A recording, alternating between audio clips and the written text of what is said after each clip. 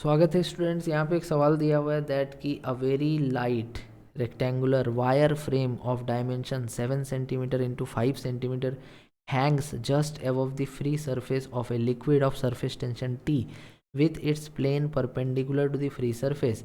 The wire frame is just brought in contact with the liquid surface and then lifted up. If the force required to lift the wire frame is 3.36 Newton, then what is the value of T? What is the value of surface tension? देखिए यहाँ पर question को आप समझिए पहले, फिर बनाएंगे।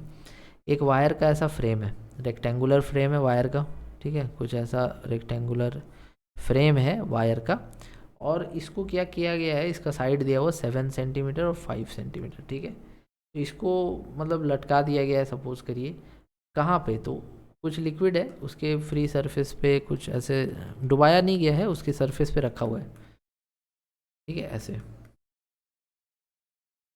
Parallelly plane के, वाटर के पैरेलल रखा हुआ है। तो सरफेस टेंशन यहाँ दिया हुआ है, वाटर का टी है या लिक्विड जो भी बोल लीजिए आप।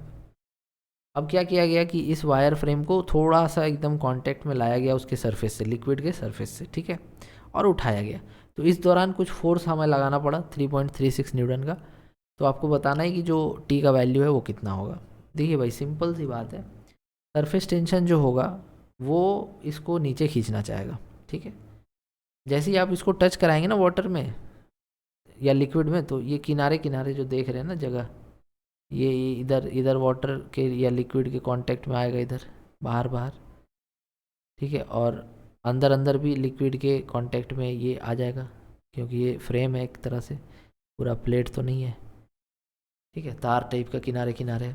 तो ये दोनों जो लाइंस आप देख रहे हैं ना, ये वाटर के कांटेक्ट में आएगा, और इन पॉइंट्स पे हमारा सरफेस टेंशन का जो फोर्स होगा वो एक्ट करना चालू होगा नीचे की तरफ, ठीक है। तो force due to surface tension, force due to surface tension जो होता है बच्चा, वो होता है आपका टी इंटू लेंथ। टी यहाँ पे सरफेस टेंशन है, एल लेंथ है। तो लेंथ आपको वो लिखना है जिसके संपर्क में यहाँ पे लिक्विड आया है। तो एक तो बाहर बाहर का फ्रेम और एक अंदर अंदर का तार का फ्रेम। तो वो लेंथ आपका तो क्या है, पेरीमीटर है, लेकिन पेरीमीटर बाहर बाहर नहीं, अंदर अंदर भी, मतलब 2 गुना पेरीमीटर यहाँ पे कांटेक्ट में आया है लिक्विड के। तो इसीलिए आप इसको ऐसे लिखेंगे। तो टी इंटू टू, लेंथ हो गया आपका 7 और ब्रेथ हो गया 5, 7 5 12, तो एल प्लस भी 12 इंटू 2, ये सेंटीमीटर में, 7 और 5 क्या है, सेंटीमीटर में।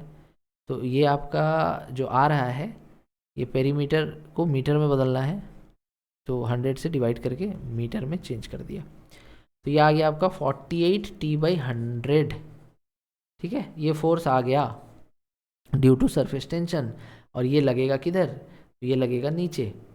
That means force due to surface tension. तो इसको इसी के चलते ऊपर एक जब खींच रहे थे ना, इसको जब लिफ्ट कर रहे थे ना, तो हमें 3.36 न्यूटन का एक एक्सटर्नल फोर्स लगा करके उठाना पड़ रहा था, मतलब यही इसी को ओवरकम करने के लिए। तो इन दोनों को वैल्यू इक्वल होना चाहिए।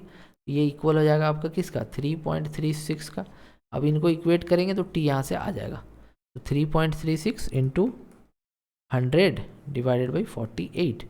अब इसको मल्टीप्लाई डिवाइड तो आप कर ही सकते हैं, ये डेसिमल से दोनों जीरो कट जाएगा और बचेगा 336/48,